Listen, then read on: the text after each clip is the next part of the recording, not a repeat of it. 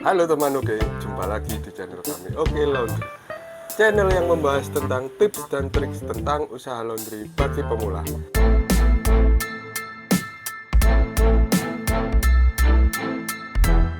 Nah, kemarin ada yang bertanya ya, bagaimana cara menghitung gaji karyawan laundry.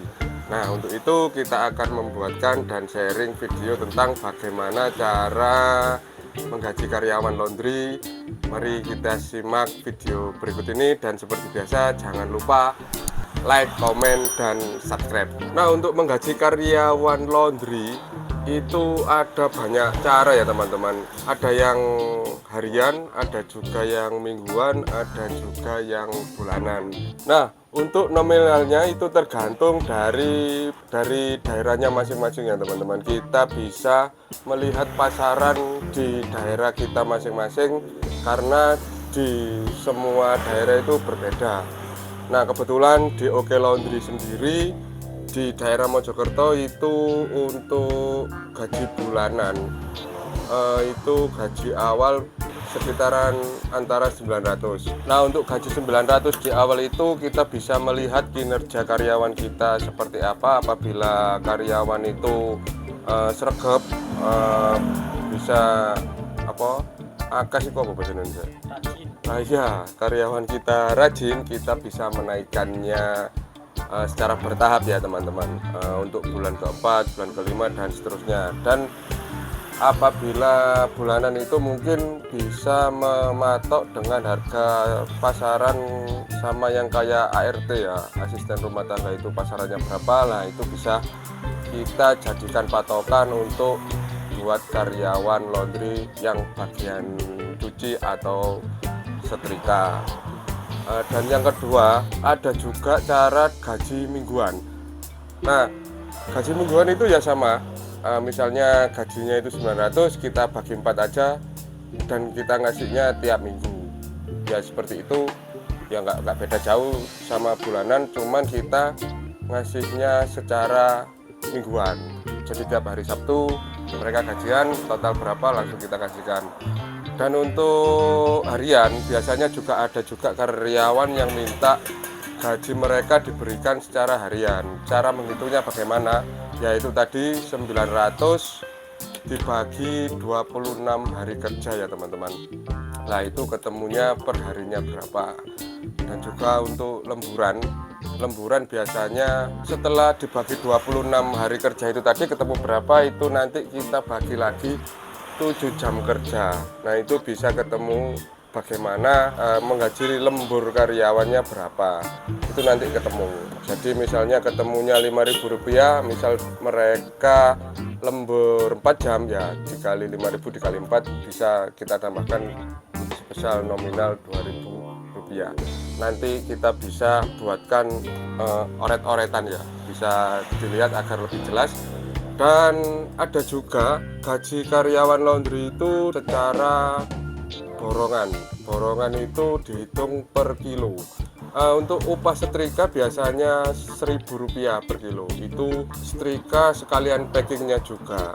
Dan untuk gaji secara borongan ini tergantung bagaimana karyawan itu rajin bekerja apa enggak. Apabila mereka rajin, mereka juga mendapatkan banyak, dan apabila mereka malas-malasan dan hasilnya mereka juga sedikit. Kita juga sebagai owner perlu juga kita memberikan bonus ya. Bonus bisa kita kasihkan setiap minggu atau juga setiap akhir bulan pas waktu gajian itu. Bonusnya gimana cara menghitung bonusnya? Kalau kami di Oke Laundry, untuk omset per harinya itu berapa, nah itu kita kalikan 1%, kurang lebih segitulah ya, kalau 1% kalau nggak salah, saya lupa soalnya yang itu admin. Misalnya kita sehari dapat 500.000 ya, 500.000 1%-nya kan Rp5.000. Nah, itu mereka per hari kita tambahi dengan Rp5.000. Jadi per minggu satu karyawan itu bisa kita kasih Rp30.000. Nah, itu lumayan buat mereka tambah-tambahan buat beli bensin untuk transportasi bekerja. Dan juga ada THR ya biasanya. Tiap kali kami sebelum hari raya itu di Oke Laundry selalu memberikan parcel dan juga tunjangan hari raya lah ya. Kalau bisa ya satu gaji full, tapi kalau kita tidak mampu ya nggak apa-apa, seikhlasnya kita aja untuk mengasih karyawan kita itu berapa untuk tunjangan hari raya, bisa 100, 200, 300 atau separuh kali gaji juga nggak apa-apa. Untuk parcel biasalah kita bisa ngasih sirup, kue-kue lebaran dan lain-lain itu. Nah, untuk karyawan itu penting banget lah karyawan itu, karena apabila kita juga akan kesulitan apabila kita tidak mempunyai karyawan ya teman-teman. Jadi ya bagaimana lah kita caranya untuk menghandle karyawan itu agar karyawan itu bisa betah di laundry kita untuk pengusaha laundry. Kalau baru buka mungkin menurut kami bisa bulanan saja ya, karena kalau kita menghitung secara borongan kasihan juga karyawan kita. Misalnya kita nggak dapat seperti yang saya jelaskan tadi, misalnya di laundry kita baru dan belum ada yang ngelondri ke tempat kita, mereka kan kasihan kalau misalnya baru dapat 5 kilo, sehari cuma dapat 5 kilo. Nah itu ngitungnya gimana? Berarti kita rugi kan? Berarti kita rugi dong, kita gaji karyawan sehari itu misal 40.000. Ya menurut kami kita sebagai owner laundry harus mau rugi lah untuk awal-awal. Jadi kita jangan dihitung rugi, kita masukkan untuk modal awal, kita targetkan selama misalnya 3 bulan. Nah selama 3 bulan itu kita harus punya spare, kita harus punya persiapan uang untuk menggaji karyawan kita selama 3 bulan itu. Nah itu dimasukkan ke modal awal ya teman-teman, jadi jangan dihitung rugi.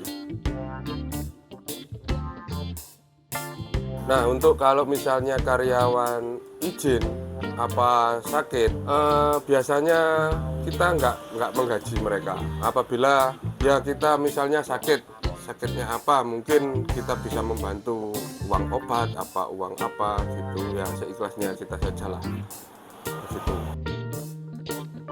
Nah ya untuk mencari karyawan yang bagian setrika atau bagian cuci, menurut kami itu jangan kita harus mencari umur yang ya sekitaran 40-an lah.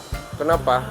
Karena biasanya anak muda itu jarang ada yang mau ya, karena mungkin di laundry itu kan banyak mengurusi dengan pakaian-pakaian kotor, di situ kan juga bau dan lain-lain. Nah, mereka biasanya anak-anak muda itu tidak begitu suka dengan pekerjaan itu. Makanya kalau kita mencari, mungkin bisa kita mencari ibu-ibu atau yang agak-agak umur 40-an gitu, yang sudah berkeluarga, biasanya itu bisa awet untuk karyawan laundry bagian cuci dan bagian setrika.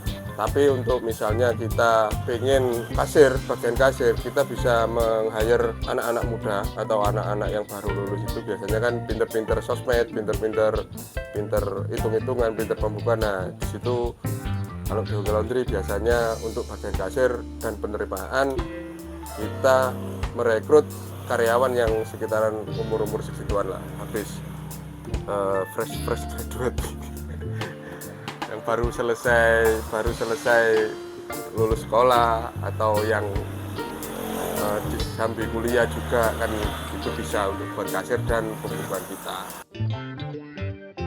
Untuk awal-awal kami menyarankan tidak usah. Untuk kalian yang ingin membuka usaha laundry, kalian dulu lah yang handle dulu. Kalau bisa ambil karyawan satu aja lah untuk membantu, dan selebihnya kita sendiri yang menghandle semuanya. Agar apa? Agar kita bisa tahu bagaimana caranya, bagaimana sebulan itu habis berapa, dapat konsumen berapa, dan dapat uang berapa lah. Itu kita harus terjun langsung kalau menurut kami. Oke teman, itu tadi sekilas basa-basi tentang karyawan laundry. Buat teman-teman pengusaha laundry pemula bisa menerapkan atau bisa mempraktekannya langsung buat usaha laundrynya, dan apabila ada yang kurang atau buat pengusaha laundry yang sudah jalan dan sudah banyak omset, bisa juga sharing di kolom komentar agar kita sama-sama belajar. Terima kasih sudah menyaksikan dan sampai jumpa di video berikutnya.